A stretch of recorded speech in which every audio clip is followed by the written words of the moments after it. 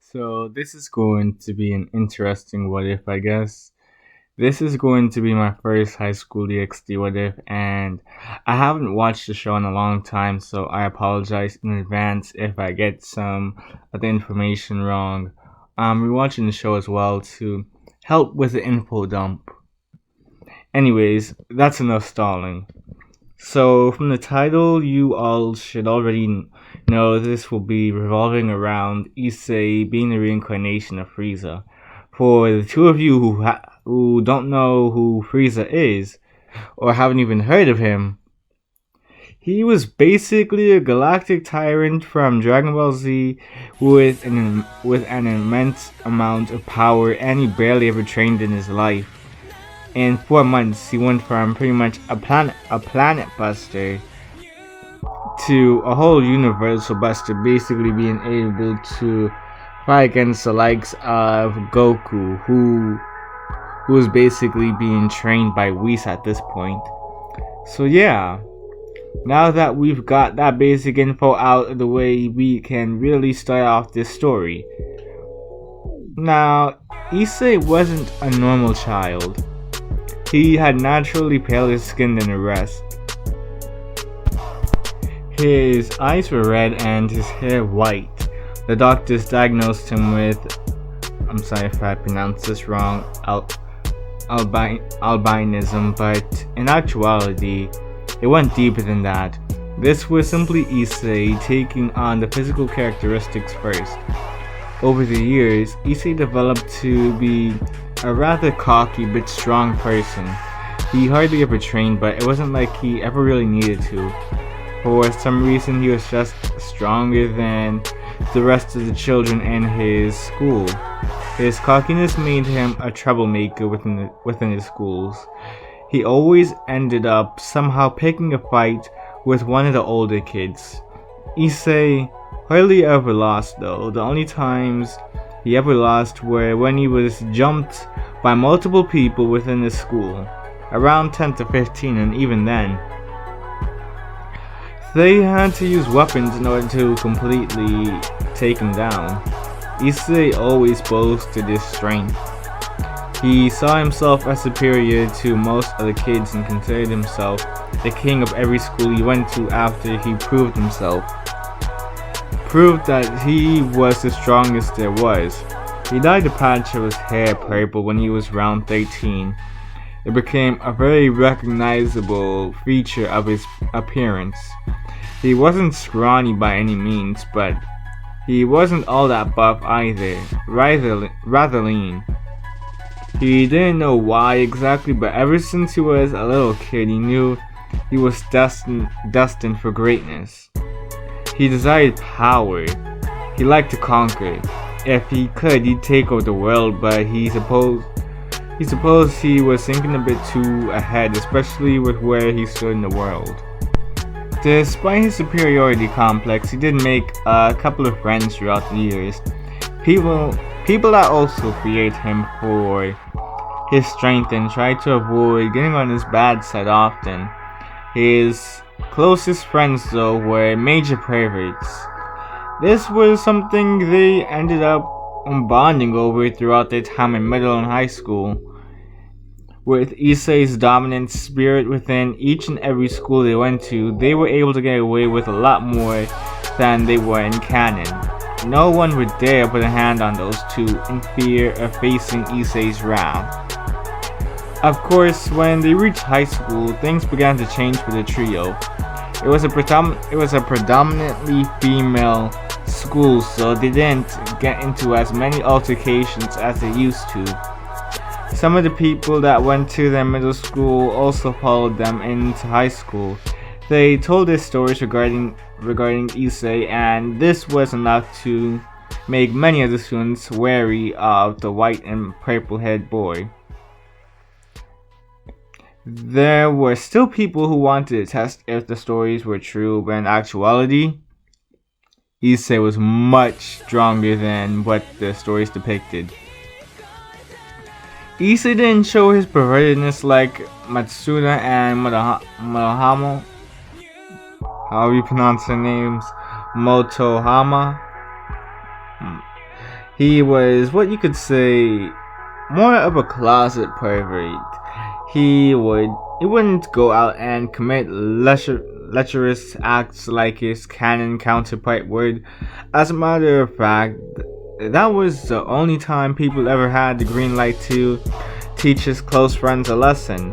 Issei adored the power he had, but he always wanted more. It was like he felt kind of empty or something. It was as if there was something missing, as if he could gain more power or something. Yeah, and even when it came on to being feared, he loved the fact that he was feared, but it got boring after a while. He tried going out with girls in the past, but most of the time they were too afraid to even give him a straight answer. He ended up having to resort to his imagination, wondering how it would be to have a romantic relationship with a girl, or just a relationship in general. He didn't count his mother for obvious reasons, as it was only natural for someone to have a relationship with their parents. He didn't have to wonder for much longer though, as a foreign exchange student ended up asking him out. She mentioned how she found him to be pretty cute and how he had an interesting hairstyle. Purple and white hair was quite distinctive after all. Issei was pretty excited to go on a date with a pretty cute girl from his school. This one also didn't know much about his history, so she didn't show so much fear towards him. Their date was quite enjoyable in Issei's eyes, although Issei had this weird vibe when it came onto the girl. She just seemed to be too perfect. There was bound to be some flaws within her. He just couldn't figure out what it was though. By the end of their date, Yuma and Issei found themselves in the park. It was in the middle of the night too. The scenery was beautiful. Yuma turned to face Issei with a smile on her face. Issei, can I ask you a question? Yuma asked. Issei's curiosity piqued here. What kind of question did she have for him?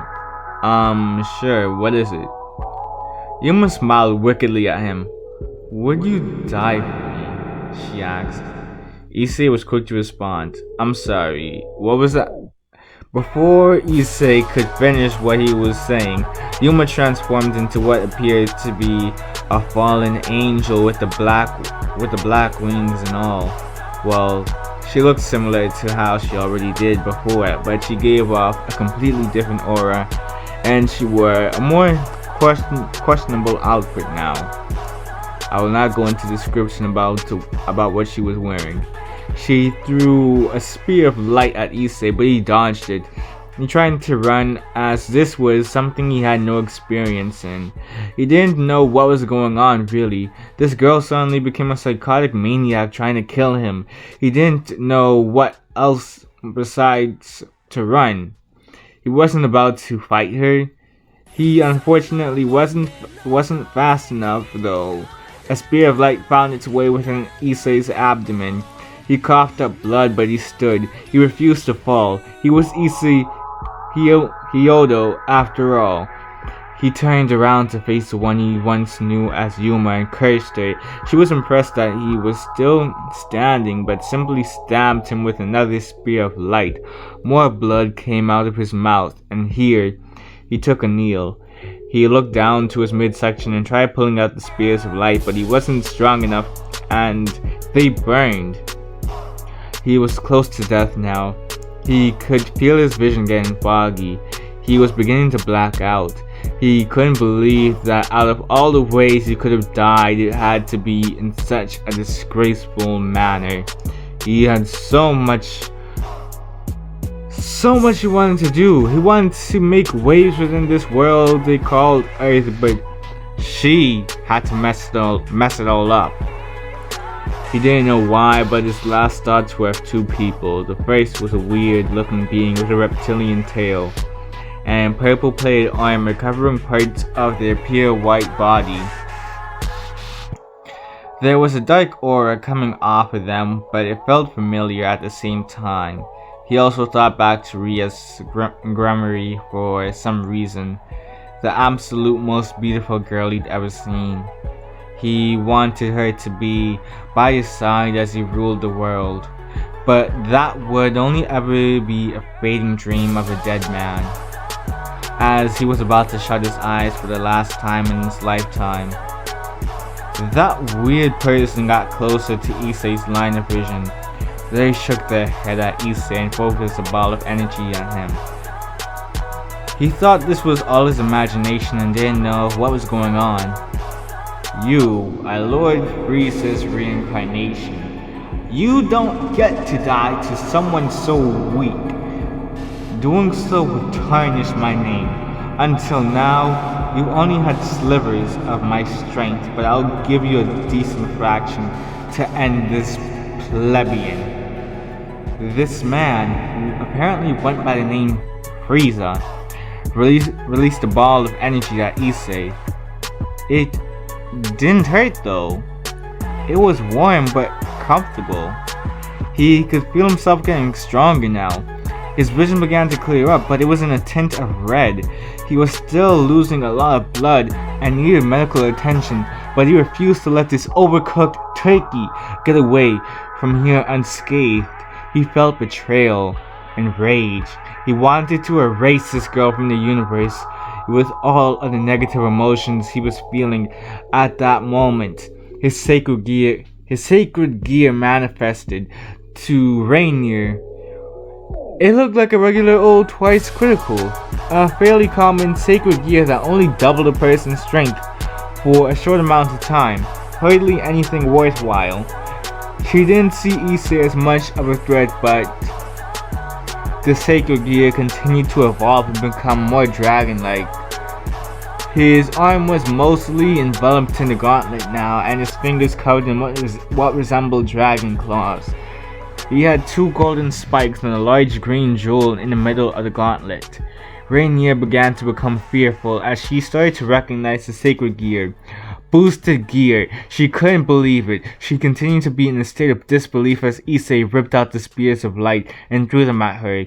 They were thrown at astonishing speeds that she was unable to dodge them completely.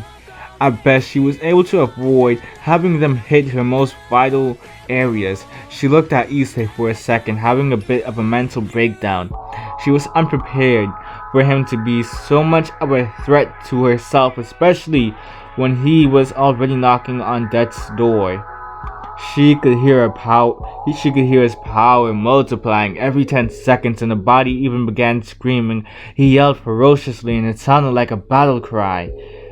Rainier quickly teleported away before he could do anything else. The last thing she caught a glimpse of was his sacred gear altering to become more white in appearance, and a red portal opening up. A head of red hair appeared hovering over Issei. Ria's grandmother, arguably the most beautiful girl within Issei's school, but Issei was going through a sudden and large influx of energy, too much for him to handle at the time, and it was starting to decimate the surrounding area. Ria saw this and looked at his wounds. She was surprised to see he was even able to stand with the wound inflicted upon him. She looked at his sacred gear and noticed that it seemed pretty unusual. It looked like the boosted gear of the Red Dragon Emperor, but it was primarily white. The spikes and the jewel were both purple. She never saw anything like it. There was something weird with Issei. She would need to figure it out later, but for now, she simply knocked out Issei. She checked his pulse and realized there was none. He wasn't even breathing at this point. He was a screaming corpse, releasing waves of unbelievable energy. The only reason she was able to do anything to stop him from releasing more energy was because of her magical abilities. She had to create a good amount of barriers to get close to him and knock him out. This was quite taxing on her, but she made it through. She sighed. She knew there was something special with Issei, especially now. She was placing all her bets on Issei, using all 8 of her pawns in order to make him part of her peerage, but they didn't work. Well, they did, but not in the way she had planned. 4 of the 8 pawn pieces ended up becoming mutated pieces instead of sticking to the regular ones, and inserted themselves within Issei. Well, she didn't know what was up with that, but she decided to shrug it off right now. Now, it was time to go about healing him completely. I won't go into description about that either.